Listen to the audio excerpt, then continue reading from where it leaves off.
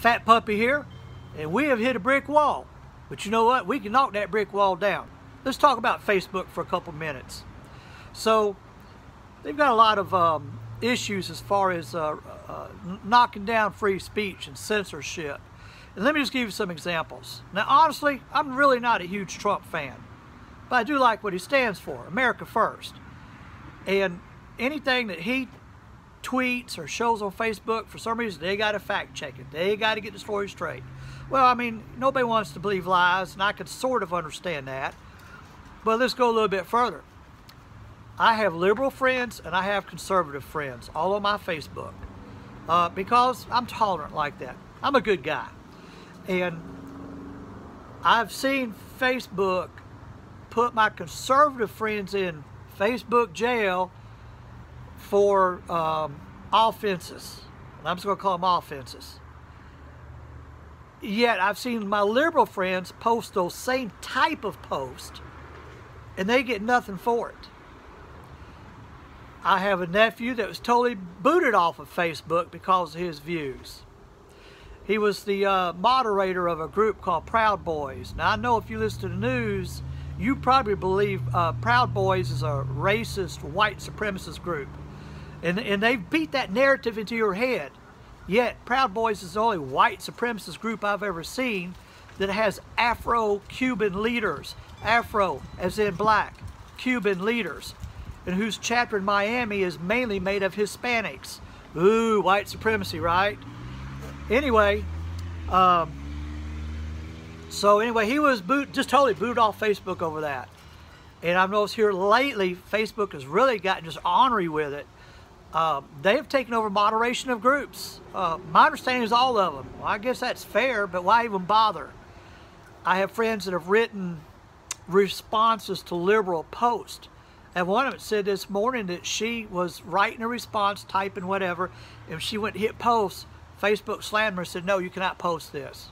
So, everybody's had enough of Facebook. But see, here's my problem, and it may be your problem too. I use Facebook to keep up with friends and family that live 600 miles away. Because I live 600 miles away from where I grew up at. And this is the only way I can keep up with my people on a daily basis, day to day, what's going on in their life. Because I do care, and that's how they keep up with me too. But there is a way that we can damage Facebook.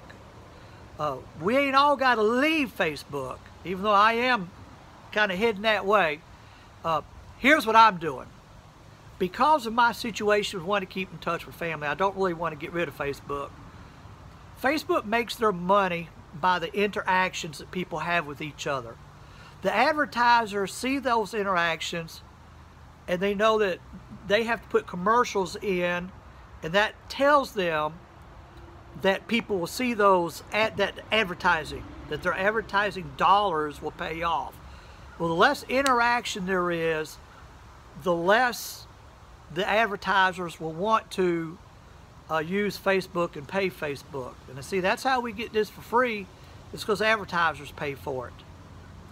So my solution is to reduce your friends list to those that are, and this is what I'm doing.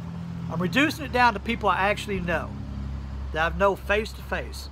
My relatives, people I go to church with, people I've gone to church with in the past, and maybe a handful of really good Facebook friends.